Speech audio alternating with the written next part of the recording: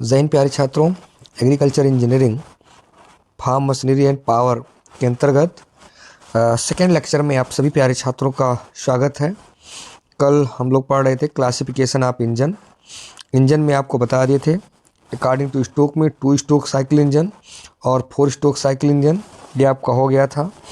और अगर आपका अकॉर्डिंग टू वर्किंग साइकिल, इसमें आपका ऑटो साइकिल इंजन और डीजल साइकिल इंजन होता है। ये भी आपको बता दिए थे कि ऑटो साइकिल इंजन क्या है और डीजल साइकिल इंजन किसे कहते हैं। अगला इसमें बेटा कि according to type of fuel used, इसमें है बेटा गैस इंजन। गैस इंजन के बाद अगला बेटा इसमें आता है कि पेट्रोल इंजन, और petrol engine, diesel engine, gas engine, 3 प्रकार का इसमें इंजन होता है। मतलब इसमें फ्यूल के रूप में गैस का उपयोग किया जाए और पेट्रोल का या डीजल का उपयोग किया जाए। अगला है अकॉर्डिंग टू सिलेंडर, तो सिलेंडर में 1 सिलेंडर इंजन या multiple cylinder engine. Single cylinder engine का मतलब या 1 सिलेंडर इंजन का मतलब होता है कि जब किसी इंजन में सिर्फ एक ही सिलेंडर हो और उसमें सिर्फ एक पिस्टन कार्य करता हो तो उसको हम सिंगल सिलेंडर इंजन कहते हैं। जब किसी इंजन में एक से अधिक सिलेंडर मतलब एक से अधिक पिस्टन एक साथ उसमें कार्य करते हों तो उसको हम मल्टीपल सिलेंडर इंजन के नाम से जानते हैं, जिसमें एक से अधिक सिलेंडर लगे हों। अगला होता है अकॉर्डिंग टू सिलेंडर अरेंजमेंट, तो 2 तरीके से सिलेंडर का अरेंजमेंट बेटा इसमें होता है। एक होता है हॉरिजॉन्टल अरेंजमेंट और एक होता है वर्टिकल अरेंजमेंट। हॉरिजॉन्टल अरेंजमेंट का मतलब क्या है कि जब ऐसे सिलेंडर हॉरिजॉन्टल और उसमें पिस्टन हॉरिजॉन्टल तरीके से मूवमेंट करता है तो ये आपका हॉरिजॉन्टल अरेंजमेंट होता है। और जब इस प्रकार से पिस्टन उसका सिलेंडर हॉरिजॉन्टल एक्सिस में है और पिस्टन उसमें हॉरिजॉन्टल तरीके से वर्टिकल तरीके से मूवमेंट करता है तो ये आपका वर्टिकल अरेंजमेंट टाइप का इंजन कहलाता है। अगला होता है अकॉर्डिंग टू इंजन स्पीड, तो देखिए बेटा इसमें इंजन स्पीड वो 3 प्रकार का होता है। एक होता है लो स्पीड इंजन, एक होता है मीडियम स्पीड इंजन और एक होता है हाई स्पीड इंजन। मतलब अगर इंजन का स्पीड 250 आरपीएम से कम है तो उसको हम लो स्पीड इंजन कहते हैं। आरपीएम का फुल फॉर्म होता है राउंड पर मिनट, राउंड पर मिनट। ये आपका आरपीएम अगर 250 आरपीएम तक है तो लो, अगर 250 से 1000 है तो मीडियम, अगर 1000 आरपीएम से अधिक है तो हाई स्पीड इंजन कहलाता है। तो ये तो था बेटा आपका topic classification of engine part. अगला टर्म देखते हैं कि अगर एक इंजन है तो उस इंजन में कौन कौन से पार्ट होंगे। भाई जैसे हर एक कोई भी इंजन कोई भी पार्ट बनाए तो उसमें बहुत सारे उसके अलग अलग अंग होंगे। भाई जैसे एक शरीर का निर्माण है तो उसमें हाथ पैर या फिर इंटरनल भाग एक्सटर्नल भाग बॉडी के, तो ऐसे एक इंजन बना है तो इंजन में भी अलग अलग प्रकार के भाग होंगे। जैसे हम लोगों में अलग अलग सिस्टम है, डाइजेस्टिव सिस्टम या फिर नर्वस सिस्टम या फिर उसका सर्कुलेटरी सिस्टम, अलग अलग सिस्टम है। तो सिस्टम का मतलब सिस्टम किसे कहते हैं, जब एक से अधिक पार्ट के द्वारा कोई भाग मिलकर के बना होता है तो उसको हम सिस्टम कहते हैं। तो इसमें भी ऐसे इंजन में भी अलग अलग सिस्टम है, हर पार्ट का अलग अलग कार्य है, तो उसका देखते हैं। तो इसमें सबसे पहला होता है बेटा पावर चेन पार्ट। मतलब इसमें देखते हैं कि पावर के कौन कौन से भाग इसके अंतर्गत आते हैं, जिसको हम पावर चेन पार्ट में कहेंगे। मतलब इंजन के वह भाग जो पावर उत्पन्न करने में सहायक होते हैं, जैसे पिस्टन है, कनेक्टिंग रॉड है, क्रैंक केस है, फ्लाई व्हील है, ये सब पावर चेन पार्ट है। मतलब जो इंजन में पावर जनरेट करने का काम करते हैं इसको हम पावर पार्ट कहते हैं। अगला इसमें बेटा जो आता है वो आपका है इसमें स्टेशनरी पार्ट, मतलब जो स्थिर भाग है, मतलब जिसके अंतर्गत पावर चेन पार्ट मूवमेंट करते हैं वो भाग इसके अंतर्गत आता है। जैसे इसमें होता है बेटा सिलेंडर ब्लॉक, उसी के अंदर कि जिसके सिलेंडर का ब्लॉक होता है जिसमें पिस्टन मूवमेंट करता है। क्रैंक केस में जिसके अंदर क्रैंक चलता हो। मैनीफोल्ड, मैनीफोल्ड बेटा 2 प्रकार का होता है, एक होता है इंटेक मैनीफोल्ड और एक होता है एग्जॉस्ट मैनीफोल्ड। मैनीफोल्ड जैसे एक से अधिक, मान लीजिए कि एक से अधिक सिलेंडर है, जैसे एक सिलेंडर इंजन है, एक से अधिक सिलेंडर है, मान लो 1 2 3 4 सिलेंडर इंजन है। अब चारों सिलेंडर इंजन में एयर जाना है, तो चारों में एयर जाना है तो अब 4 तो अलग अलग एयर क्लीनर नहीं होंगे, एयर क्लीनर एक होगा, लेकिन मैनीफोल्ड ही होता है जो चारों को एक साथ ये जोड़ने का कार्य करता है इसके साथ चारों, या फिर एग्जिस्ट जो जली हुई गैसें होती हैं बाहर निकलने का जिसको धुआं, तो सभी सिलेंडर से एक साथ जोड़ करके और फिर एक भाग में ला करके सेट कर देता और वहाँ से जली हुई गैसें बाहर निकल जाती। तो मैनीफोल्ड ये सब भाग इसके अंतर्गत जो प्रमुख तौर पर स्थिर भाग के अंतर्गत। अगला होता है वाल्व सिस्टम। आप लोग जानते हैं कि इंजन, जैसे हम लोग जिंदा रहने के लिए सांस लेते हैं, सांस को छोड़ते भी हैं, ऐसे इंजन के अंतर्गत इंजन भी अपने आप में एक बार सांस लेता है और छोड़ता है। मतलब आप ये कह सकते हैं कि इंजन जो एयर को, शुद्ध हवा को लेता है और फिर जली हुई गैसों को बाहर निकालता है। तो उन जली हुई गैसों को बाहर निकालना और शुद्ध हवा को लेना, कितनी मात्रा में लेना है, कब लेना है, कब उसको छोड़ना है, कब उसका पावर के रूप में उपयोग करना है, उन सब को नियंत्रित करने के लिए इंजन में वाल्व सिस्टम होता है। क्या होता है? Valve system. अब वाल्व सिस्टम जो मैंने बताया आपको कि जली हुई गैसों को बाहर निकालना, शुद्ध वायु को उसमें अंदर लेना, तो इस प्रकार से प्रक्रिया यहाँ पर वाल्व सिस्टम का। वाल्व सिस्टम में भी कई तरीके के पार्ट होते हैं, जैसे टाइमिंग गियर, कैम शाफ्ट, जिसमें इसमें कैम शाफ्ट या फिर पुश रॉड, टैपेड, और फिर इसमें आपका, तो इसलिए कनेक्टिंग रॉड नहीं होता इसमें, आपका पुश रॉड, टैपेड, और उसके बाद में timing gear, cam shaft, cam, ये सब वाल्व सिस्टम के अलग अलग पार्ट होते हैं। अगला इसमें होता है कि एक्सिलरी पार्ट जो उसके सहायक भाग होते हैं, जैसे सप्लाई सिस्टम, विभिन्न प्रकार के इंजन में सप्लाई सिस्टम, बैटरी का सिस्टम, बैटरी को चार्ज करने का डायनेमो सिस्टम, उसमें स्टार्टर, लाइट, नंबर प्लेट, ये सब भाग जो लगे होते हैं, ये सब अलग अलग एक्सिलरी पार्ट के रूप में आते हैं। अगला होता है कि बेटा इंजन के basic part of the engine कौन कौन से सामान्य भाग जो प्रमुख तौर पर ज़्यादातर एग्जाम में पूछा जाता है। जैसे एक होता है सिलेंडर ब्लॉक, होता है piston ring, piston pin, connecting rod, crank shaft, उसके बाद में फिर सिलेंडर हेड, फिर intake valve, exhaust valve, cam shaft, और उसके बाद में अगला इसमें स्पार्क प्लग या स्पार्क रिंग, ये सब इसके अंतर्गत आते हैं। अब इसके कुछ महत्वपूर्ण भाग हैं, उसको भी थोड़ा हम लोग पढ़ लेते हैं, देख लेते हैं कि कौन कौन से इसके अंतर्गत महत्वपूर्ण पार्ट आते हैं। इसमें जैसे पहला भाग आता है बेटा पिस्टन। पिस्टन जो होता है या सिलेंडर पिस्टन, ये इंजन का एक समझ लीजिए बहुत ही महत्वपूर्ण भाग है। भाई जैसे हम लोग कहते हैं कि एक मनुष्य के अंदर एक पूरा डाइजेस्टिव सिस्टम, भाई डाइजेस्टिव सिस्टम अगर डाइजेशन सही है तभी भाई हमारे बॉडी को ऊर्जा मिलता है, हमारे बॉडी को ताकत मिलता है। तो एक पिस्टन जो है, पिस्टन भी एक तरीके से इंजन का एक बहुत ही महत्वपूर्ण भाग होता है। या सिलेंडर में जो भी सिलेंडर में उत्पन्न दहन गैसों के दाब को कनेक्टिंग रॉड के सहायता से ये क्रैंक शाफ्ट तक पहुंचाने के लिए प्रयोग किया जाता है। और यह देखते हैं कि कास्ट आयरन या एल्युमिनियम एलॉय का बना होता है।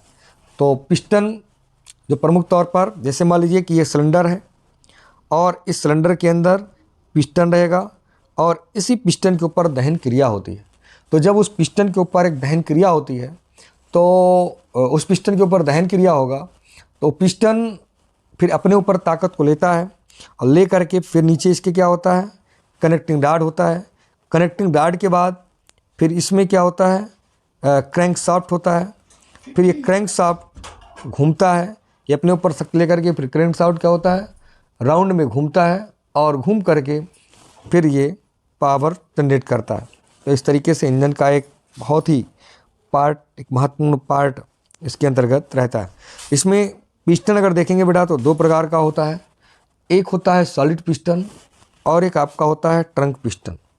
एक होता है सॉलिड पिस्टन जो पूर्णतः ठोस होता है, पूर्ण रूप से पिस्टन वो ठोस होगा, ये सॉलिड पिस्टन होता है और इसका व्यास जो लंबाई से अधिक इसमें होता है।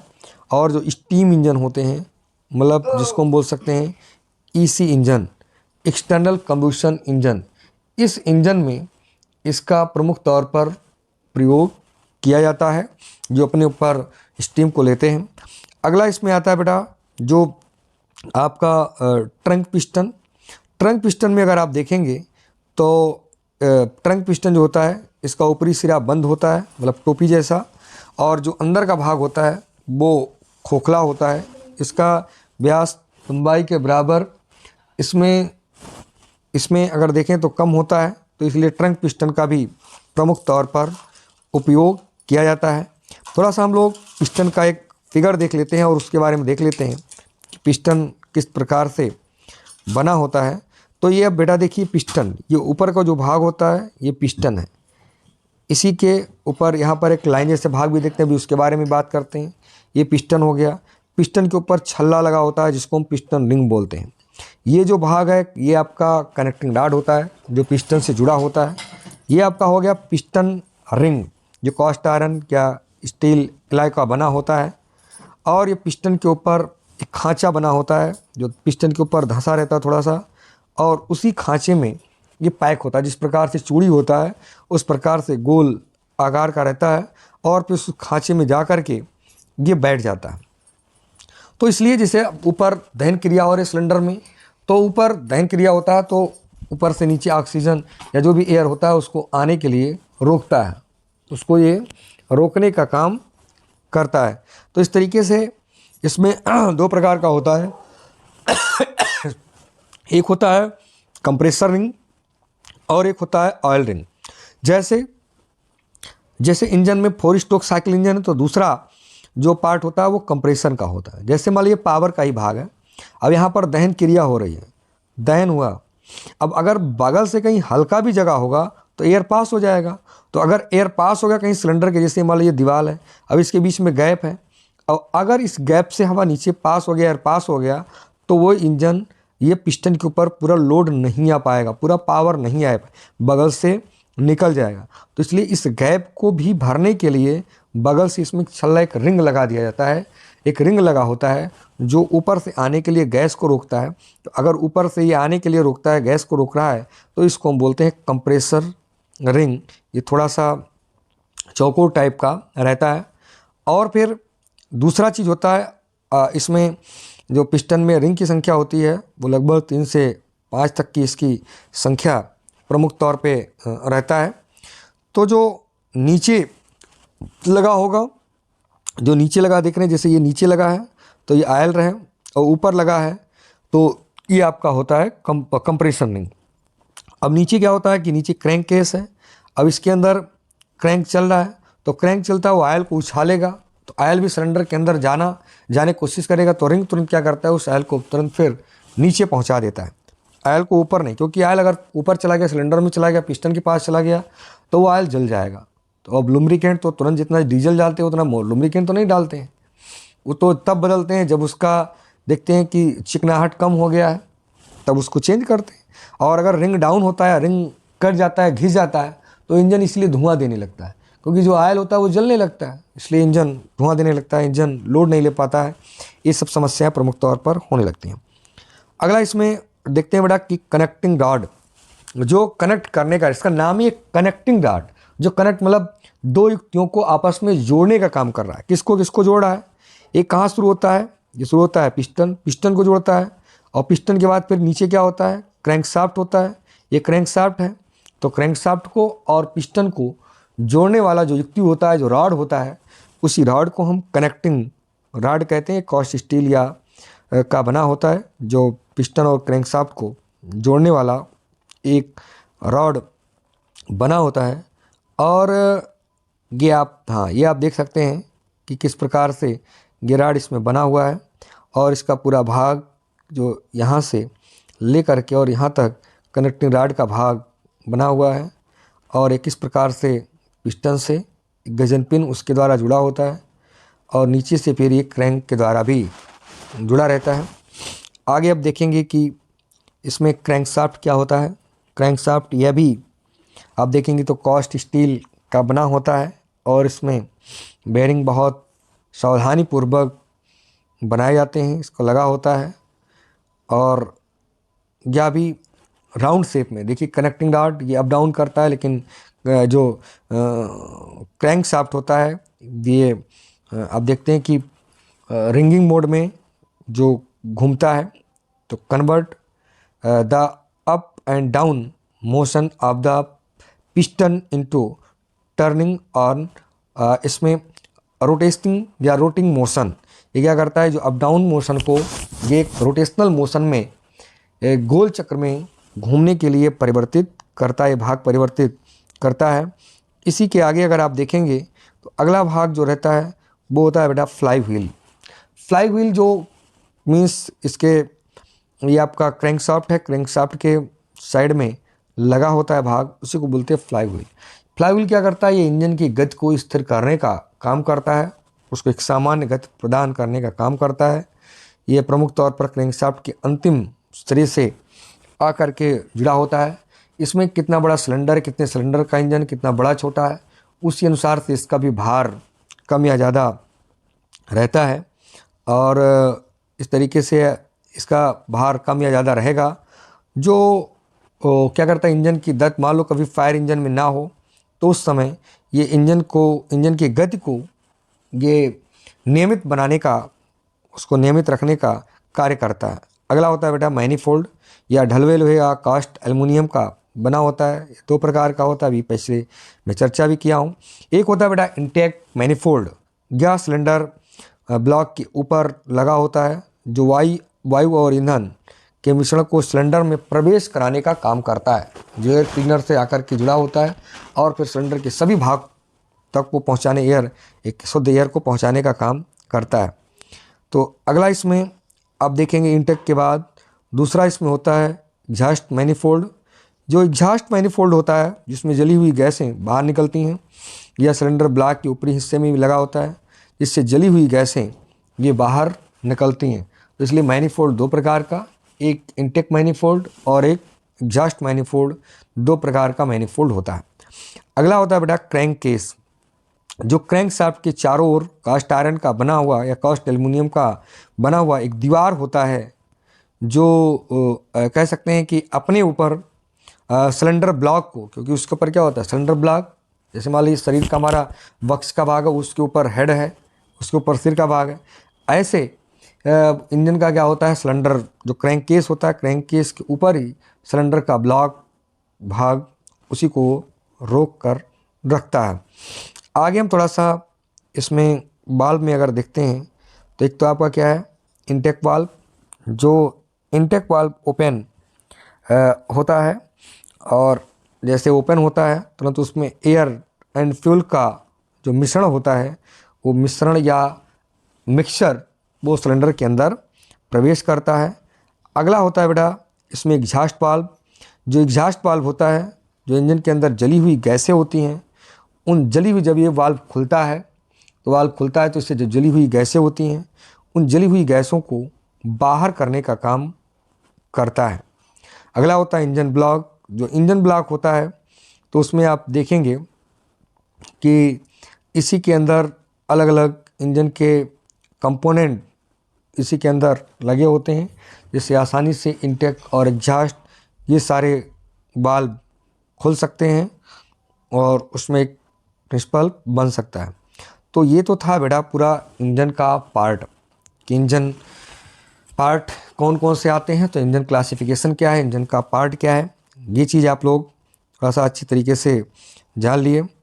आगे आपको जानना है कि प्रिंसिपल ऑफ आईसी इंजन का सिद्धांत क्या है और आईसी इंजन किस प्रकार से कार्य करता है। फिर आगे आपको 2 स्ट्रोक 4 स्ट्रोक ये सब अलग अलग पार्ट के बारे में बताएंगे। आज के लिए इतना ही। जय हिंद प्यारे छात्रों।